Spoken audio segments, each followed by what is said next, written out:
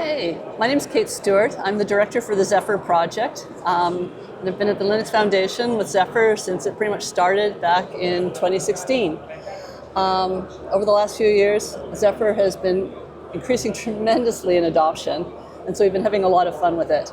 We're seeing more and more products showing up and seeing more and more of it basically be visible. Is millions and millions of devices run Zephyr? I think so, yeah, at this point in time. All the Chromebooks right now have Zephyr. A lot of the Intel-based processors that are out there are using Zephyr in their firmware. So yeah, I'd say we probably are in the millions now. And so many microcontrollers. Very much microcontrollers, that's its heart. So Zephyr's sort of built for places where Linux is just too big. And so we have made sure that we keep our footprint small, like 10K and going up, but we make it fairly accessible for developers. It's for developers by developers is one of our taglines, and the Zephyr kernel itself is what people mostly know us by. But the ecosystem has also evolved. Our testing framework, people are starting to use it now outside of Zephyr, as is our build system outside of Zephyr. So West. What is this system? West, our build system. So this is how you can build, deploy, and flash images and things like that, and generate SBOMs. You can generate SBOMs with this too. What kind of bombs is that? Software bill of materials. So if you're worrying about things like the Cybersecurity Resilience Act in Europe, CRA, one of the requirements is to actually ship out an SBOM with your product, and Zephyr makes it really seamless for you. All you have to do is turn on a couple of config options. So yesterday you were in a panel at this event. What were you talking about?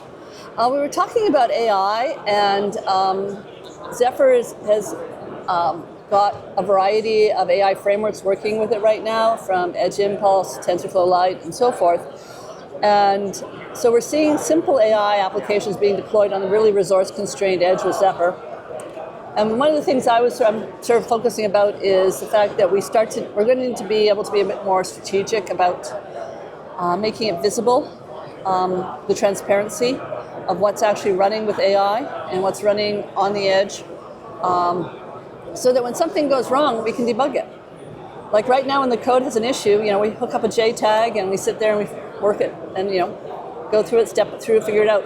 But when the data that's programming the AIs is wrong, how can we make sure that we can actually fix that? So we've got SBOMs today. I think the next challenge is coming up with good AI bombs to complement the SBOMs so that people can actually understand what data is being used to train their systems and be able to work with things over time. So here, the embedded world, North America. Yeah. Do you see some Zephyr around different booths? Oh, there, yeah. Right? I'm having fun now. We've got a lot of our members, for the project members here already with booths, so that's a starting point.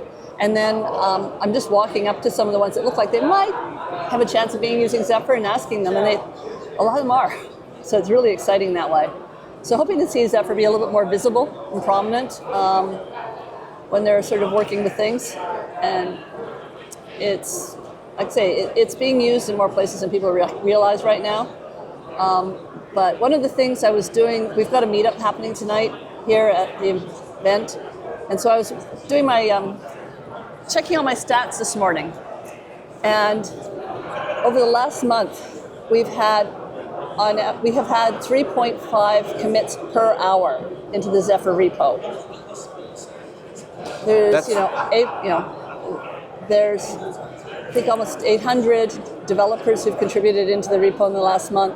So we're starting to approach this, we're about a third of the scale of Linux right now in terms of velocity and people participating. That's really, it's great, what you call growth in the ecosystem. Yeah. And can you say a little bit about the governance or the latest announcements or the latest releases or something? Well, there's going to be a release next week.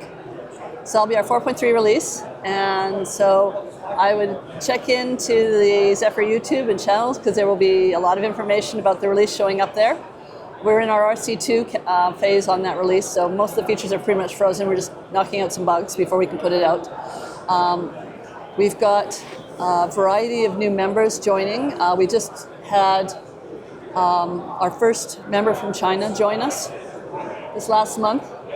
And there's 2 or 3 more that are about to join. And so as soon as the paperwork is finished, there'll probably be a press release announcing them. The other thing that was really cool is we've actually gotten in China as well, the Open Euler project has started to affiliate with us, so they're using Zephyr and they're doing that. So we expect we'll see more uptake in China going forward, but we're also seeing a lot of really good uptake in Japan right now.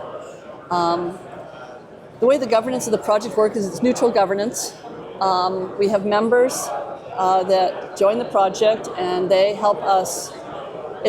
All the funds that the project has are from our membership fees. That's it. So if you want to try to help the project and make sure we have enough resources for testing everything, that would be welcome, because we have there's over 800 boards in the repo now and over almost 300 sensors in the repo. It's open source, right? It's open Anybody source. in the whole world, a lot of Chinese companies could be using it, but they're not members yet.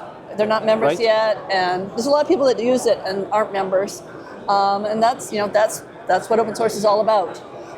But if they're finding it useful and they're making money off it, we kind of hope they'll become a member. It's good for them because they can help influence where it's going, right? Well, they can. It's not a pay for play, but they can basically be sitting on the TSC and having the discussions.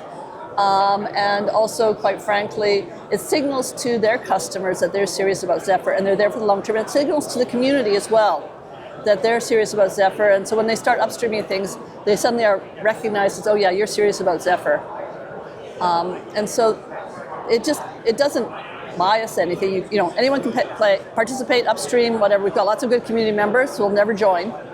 But it really does help the project if we can get membership, because that's what we use for, paying for our testing infrastructures and our all the stuff underneath the covers here, and our presence at shows like this.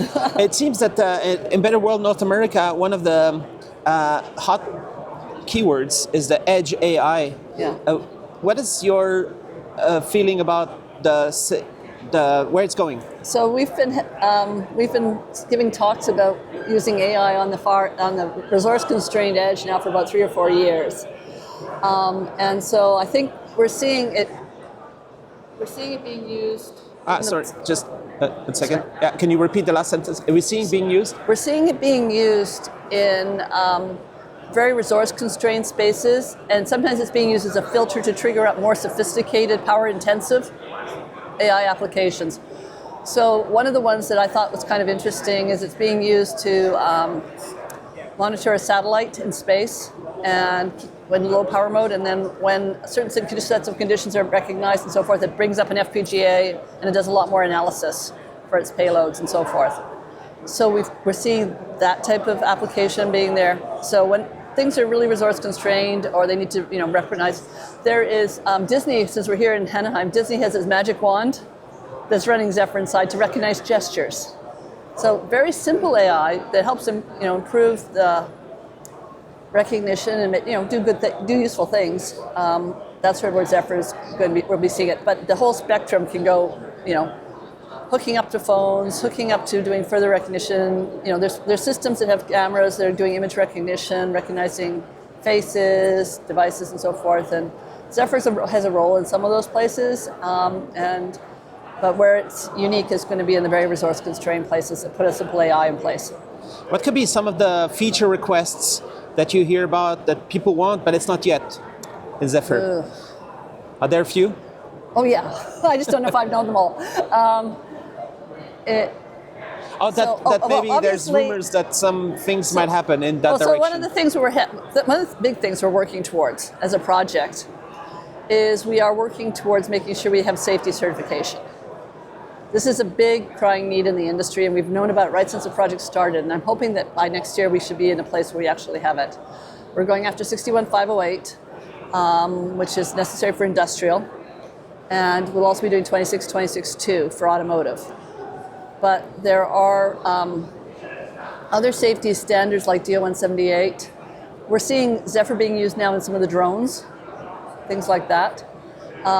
So depending on where our members want us to spend, to focus on getting things certified, and we're willing to pay for it because certifications aren't cheap. That's probably what we'll be looking at next, in the coming years. But getting Zephyr in agricultural sectors and other places, we see some of it already, but there's more like Gardena in Europe is using Zephyr in a lot of their devices that they're selling off to the consumers now too. So, we also see it big wind turbines. Like I say, it's hitting the whole range right now. And there's also this European thing happening next year. Does it impact how people do the Zephyr? Well, Zephyr, for the Cybersecurity Resilience Act, some of it's going to start coming into effect next year.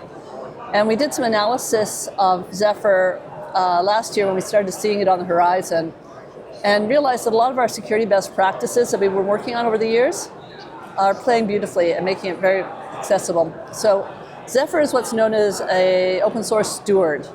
Okay? We are not a manufacturer, we're just a steward. So the requirements on us are a lot less than the requirements on manufacturers. On the other hand, what we're trying to do as a project is be as ready as possible to make it as easy as possible for manufacturers. One of the things we did this year is we adjusted our LTS. And we were having 2.5 years, and we took it up to 5 years to make it easier for the manufacturers to rely on the upstream for part of it. If they have to go beyond 5 years for their products, they'll have to find other solutions, but the community felt that they could handle the 5 years. Other things that we're trying to do is, making sure that the handoff between our security teams and manufacturers is seamless. We already know how to do vulnerability notifications. We've got, actually, the project has a free sign-up. So anyone who has a product and can point us at a product that's using Zephyr can sign up to be pushed security notifications from us when we fix vulnerabilities in the project. And that can be, you don't need to be a member for that. You just need to sign up and show us on your website you're using something that's got Zephyr in it. And if you do that, we'll start pushing you the security notifications to make it easier for CRA. If you don't want to show us your product, feel free to join as a member, and then you'll also get pushed the information. We're just trying to keep out bad actors on this stuff. And has there been some interesting vulnerabilities that have been fixed in the last few, like say, in the history of Zephyr? Yeah, most of our vulnerabilities seem to be, because we're bleeding edge on Bluetooth, a lot of the things that get sorted tend to be in the Bluetooth space. Man in the middle, something? More just sort of like frequency and weaknesses in terms of overruns and things like that in buffers at this point in time. So as we spot them and as we learn about them, they get fixed. And then we also, quite frankly, on our LTSs, we put out updates. So if you actually go look at our LTSs, you will see the CVE numbers and the updates there for you. Are there bounties for hackers to come and try to find some like I say, issues? We're hoping would our that make members sense or not? It would make sense if we had the money, but we need membership to basically, and then the members to agree that they want to do it. Hopefully some of our members will have their own bounty programs, and we'll hopefully, talking to them about issues that they find. Zephyr, maybe their bounty programs will kick in. The EU should just fund huge bounties and say, if you have those regulations, we'll fund bounties just to make sure everything's safe. Does it make sense? I like the idea. I don't know. But I can't spend the European money. Okay. All right. But you have the colors a little bit of Europe. We're doing well. And the heart of Zephyr is actually in Europe. When we actually do our developer surveys, about 2/3 of the respondents are coming from Europe. There's probably a lot more happening worldwide. I think we've just about caught every continent now. I don't know if I've heard of anyone doing anything. Actually, I do know. I was hearing that they're using Zephyr for tracking penguins for global warming down in Antarctica. So I guess we're on every continent now. Nice, that's cool. So even the penguins are using it. Well, they've got this tag they don't want to have, I'm sure, but yeah. So there's there's scientific research going on with some of that. With Linux, the foundation, it makes sense that it's penguins. And, yes. And also, what's it called? Are there like developers using a lot of AI to develop whole new solutions that are like much faster to get new ideas done? Do you see anything happening there? So I don't know if Benjamin Cabe, who's our developer advocate, actually during COVID started doing using a sensor for detecting scent and so forth, and had done it on a different platform, and then went and actually moved it over for detecting various scents. He was looking for doing bread baking, but it sort of a general thing now. And so that example, if you're actually interested in things like using AI for recognizing sense and training things, there's an open example. In fact, there's a large number of open examples sitting on Zephyr right now that are using simple AI from Kennings and like that magic wand recognitions and very simple apps. They're there. Feel free to take them and build on them. But what I mean is, can the developers use the AI to program their applications or even submit changes to the Zephyr and everything? Changes? Well, all the contributions into Zephyr are done by the Developer Certificate of Origin, or DCO, same way the Linux kernel is. And as part of that, they say that they have the right to contribute. So we are relying, if they are using any AI, that they have actually done their provenance and have made sure that they have the right licensing and there's not bringing licensing in that they shouldn't be. But they're having to sign off. If they're using AIs and they're using it, they need to double check that they're not accidentally bringing in some code from someone else's licenses through the AI. So that's something we're trying to figure out how to keep an eye on. But at the heart, everyone is signing off on what they've contributed, and if we find there's an issue, we'll be letting them know. But I wonder if all these people with ideas in the industry, if they can get their ideas done faster because they use AI tools to try to speed up demos and stuff. Demos, yeah. Product level, I would really want to make sure that the security is sitting there properly, and that there's been the safety analysis properly for some of the stuff. But for a demo level, putting some things together, I think you're starting to see more and more pieces out there that the AIs are drawing from and are able to compose together, which is what makes these demos go faster. All right, so what's the next events you're going to be doing? And there's some Linux Foundation events next year? Actually, this year too. So we're going to be having the Open Source Summit Japan, and we have a Zephyr track at that. And we actually had a Zephyr track in India this year too. So we are going global now, and so we'll be doing that. We tried to get a dev room in FOSDEM for RTOSs, but the organizers didn't bite for it yet, so maybe someday they'll decide they want to have us as a dev room. But we will be at FOSDEM. We're hoping to get a table so that we can meet with the communities. We found lots of really interesting products last year. People were bringing their products and showing us what they were using Zephyr for. Oh, that was fun. And then we will be having Embedded World in Nuremberg, where we'll be having our 10th anniversary. And we will very much hope to see a lot of the embedded community there. And the Linux Foundation events, there's two there'll be per year? There'll be two. Well, there's more than two right now. There'll be one in North America in May, and then there'll be one in Prague in the fall.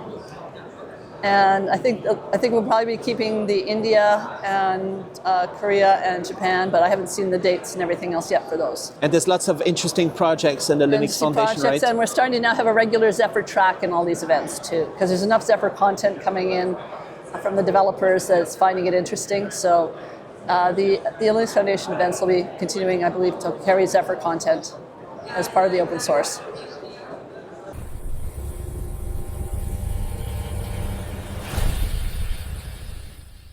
Don't get fooled by fake HDMI products. Only source authentic HDMI products from licensed HDMI adopters and authorized manufacturers and resellers to ensure compliance. Counterfeit or unlicensed products can cause poor performance. Certified HDMI products undergo official testing for safety and spec compliance.